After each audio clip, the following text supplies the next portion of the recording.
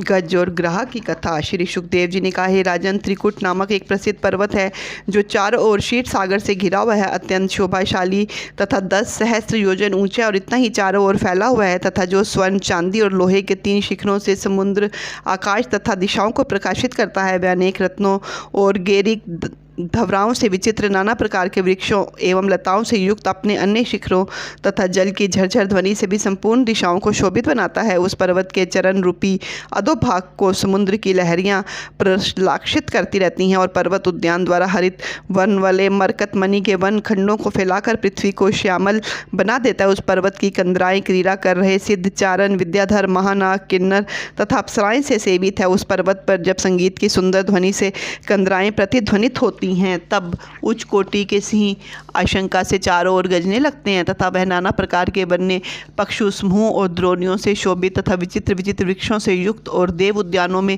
कलरव करने वाले पक्षियों से युक्त है। उस पर स्वच्छ जल से पूर्ण ऐसी सरिताएं, ऐसे सरोवर हैं जो मणि में बालुका से युक्त हैं। वे देवांगनाओं के स्नान करने के कारण सुगंधित पदार्थों के योग से सुरभित जल और वायु से समन्वित हैं। उनकी द्रोणी पर महात्मा श्री वरुण देव का ऋतुयाम नामक उपवन है जो देवांगनाओं का विहार स्थल है। जो उपवन निरंतर दिव्य वृक्षों, पुष्पों से अलंकृत है तथा मंदार, पारिजात, गुलाब, अशोक, चंपा, प्रियाल, कटहल, आम्र, अमला, पुंगीफल, नारिकेल, खुजर, बीज पूरक, महुआ, साल, ताड़, तमाल, असन, अर्जुन, अरिष्ठ, गूलर, पाकड़, वर, पलाश, चंदन, नीम, कचनार, गूगल, देवदारू, मुनक्का, ऊख, केला, जामुन, बेर, हरे, आंवला, बिल्व, कपित, कागजी, नींबू, भिलावा इत्यादि अनेक जाति के वृक्षों से घिरा हुआ है। उस उद्यान में स्वर्ण कमलों से शोभित अति विशाल एक जलाशय है जो कमल, कलहार, छत्रपद आदि की शोभा से समृद्ध है और मतवाले भ्रमरों तथा मधुर स्वर वाले पक्षियों से शब्दमान है। हंस,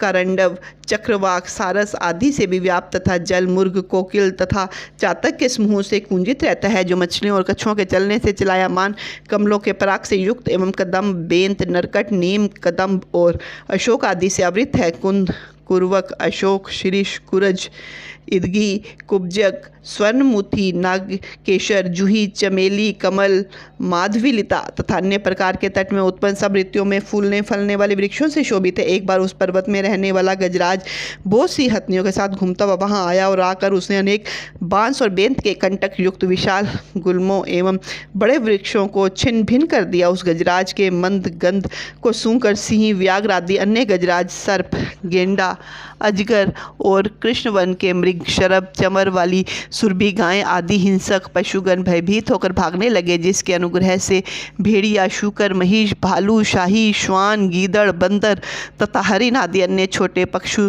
उसकी दृष्टि से बचकर निर्भय हो घूमने लगे। उस समय वहाँ धूप से तपा हुआ मेषत्रावी गजराज अनेक हाथियों, हथनियों और परिपोतों के साथ अपनी चिंगार से पर्वतों को कंपित करने लगा। जो मदमोजी भ्रमरों से सेवित था वह मन से चंचल नेत्र वाला गजराज कमल पराग से मिश्रित जलाशय से निर्गत वायु को दूर से ही सूंघता हुआ तृषा से पीड़ित वहां अपने यूथ के साथ शीघ्रतापूर्वक उस जलाशय के पास पहुंचा और प्रवेश करते ही स्वर्ण कमलों के पराग से सुगंधित और अमृत के समान मधुर जल का खूब पान किया। फिर अपनी सूंड से जल उठाकर देह को शीतल करके थकावट दूर कर इच्छा अनुसार जल पीने लगा। साथ ही मस्त हथनियों के साथ जल क्रीड़ा करने लगा। इतने ही में देव की प्रेरणा से उस जल में रहने वाला एक बलि ग्रह ने आकर उसका पांव पकड़ लिया। तब सहसा संकट में पड़ गजराज ने उससे छूटने का बड़ा प्रयत्न किया परंतु ना छूटा।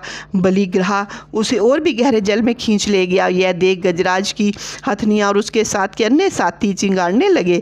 बहुत चाहते हुए भी कोई हाथी उसका सहायक ना हो सका। हे राजन, उस बलिग्रह और गज का परस्पर युद्ध 1000 वर्ष तक चलता रहा। कभी गज ग्रह को खींच लेता था और कभी ग्रह गज को। जय पराजय किसी की भी ना हो पाती थी। गज को वहाँ खाने पीने की सामग्री तो थी नहीं और ग्रह जल को रहने वाला था, जिससे वह बलि पड़ गया और गज निर्बल पड़ा। तब अपने को ग्रह से विजय पाने में असमर्थ देख वह निराश हो गया। इतने में ग्रह बलि होकर गजराज को और भी गहरे जल में खींच ले गया। तब जीवन के अंत को देख उसने शरणागत रक्षक भगवान हरि का इस प्रकार स्मरण किया। कृष्ण भगवान की जय। इस वीडियो को लाइक एंड सब्सक्राइब जरूर कीजिए।